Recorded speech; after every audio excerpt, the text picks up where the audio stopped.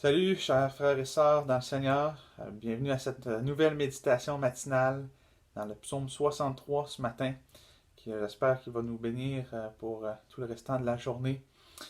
Sans plus tarder, je vais lire le psaume 63, psaume de David, lorsqu'il était dans le désert de Juda. Ô Dieu, tu es mon Dieu. Je te cherche, mon âme a soif de toi, mon corps soupire après toi, dans une terre aride, desséchée, sans eau. Ainsi je te contemple dans le sanctuaire, pour voir ta puissance et ta gloire. Car ta bonté vaut mieux que la vie. Mes lèvres célèbrent tes louanges. Je te bénirai donc toute ma vie. J'élèverai mes mains en ton nom. Mon âme sera rassasiée comme de mets gras et succulents, et avec des cris de joie sur les lèvres, ma bouche te célébrera. Lorsque je pense à toi sur ma couche, je médite sur toi pendant les veilles de la nuit. Car tu es mon secours, et je suis dans l'allégresse à l'ombre de tes ailes. Mon âme est attachée à toi, ta droite me soutient, mais ceux qui cherchent à m'ôter la vie iront dans les profondeurs de la terre. Ils seront livrés aux glaives, ils seront la proie des chacals. Et le roi se réjouira en Dieu. Quiconque jure par lui s'en glorifiera, car la bouche des menteurs sera fermée.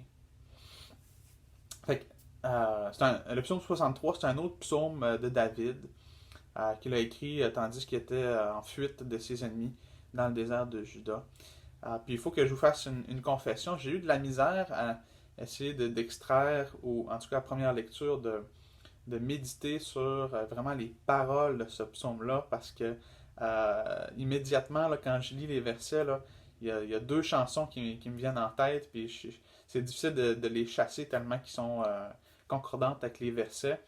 Et la chanson là, qui dit avec des cris de joie, ma bouche te chantera, etc. Puis l'autre chanson, c'est car ta bonté vaut mieux que la vie.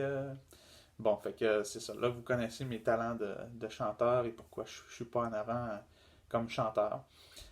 Mais en tout cas, ça l'a rendu plus difficile mon analyse du texte parce que ça revenait toujours comme embrouiller mes pensées, là, ces deux airs de chanson-là. Mais dans ce psaume-là, où David est dans le désert de Juda, ce qui est le plus frappant, c'est que, j'ai pas besoin de vous le dire, un désert, c'est un endroit qui est très sec, très aride, qui est brûlant et qui est mort.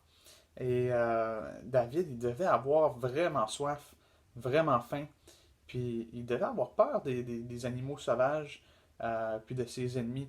Mais ce qui est surprenant dans ce psaume-là, c'est que David, il chante à Dieu dans ce psaume-là, à quel point que ces choses-là qu'il désire, l'eau, la nourriture, euh, que ces désirs-là, en fait, il les désire encore plus fortement dans son âme, provenant de Dieu, que physiquement.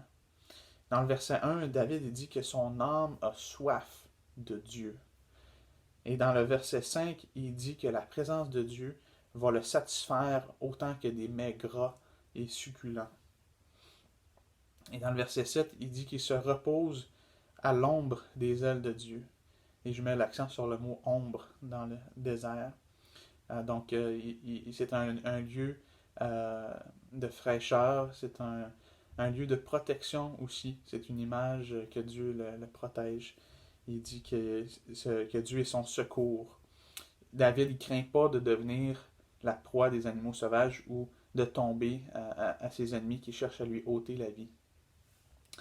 Donc, le parallèle que je veux faire avec nous, c'est que nous aussi, quand on est dans des moments de notre vie où on a des besoins physiques intenses, et j'ai une pensée spéciale pour les parents de jeunes enfants, c'est tentant de se concentrer uniquement sur nos besoins physiques, au lieu de se concentrer sur la personne qui peut et qui veut venir combler ces besoins physiques-là, euh, et en plus combler nos besoins émotionnels, relationnels et spirituels. Dans Matthieu 4, on lit que Jésus a été tenté lui aussi dans un désert, probablement le même désert que son ancêtre David, dans le désert de Juda. Et qu'est-ce qu'il répond quand il a très faim, quand on lui propose de transformer les pierres en pain? c'est que l'homme ne va pas vivre de pain seulement, mais de toute parole qui sort de la bouche de Dieu. Donc, lorsque nous traversons des périodes où on a des besoins physiques intenses, n'oublions pas de ne pas se concentrer sur ça, mais de se concentrer sur la personne qui peut venir répondre à ces besoins-là. Et à notre plus grand besoin qui est spirituel, c'est celui d'être en communion avec Dieu. Donc, voilà la pensée pour ce matin. J'espère que ça va vous bénir. J'aimerais ça terminer avec un mot de prière envers notre grand Dieu.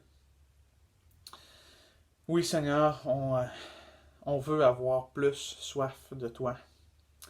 On veut être pleinement satisfait en toi, avoir faim de toi. Et Seigneur, chercher notre secours en toi plutôt que dans des choses passagères, humaines, éphémères pour nos besoins physiques, nos besoins spirituels, émotionnels, relationnels. Seigneur, on croit que notre vie, non seulement physique, mais notre vie spirituelle provient de toi et de toute parole qui sort de ta bouche.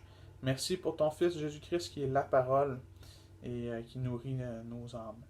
On te prie qu'il prenne sa place dans nos cœurs aujourd'hui et durant toute la journée que tu as préparée pour nous, Seigneur Dieu.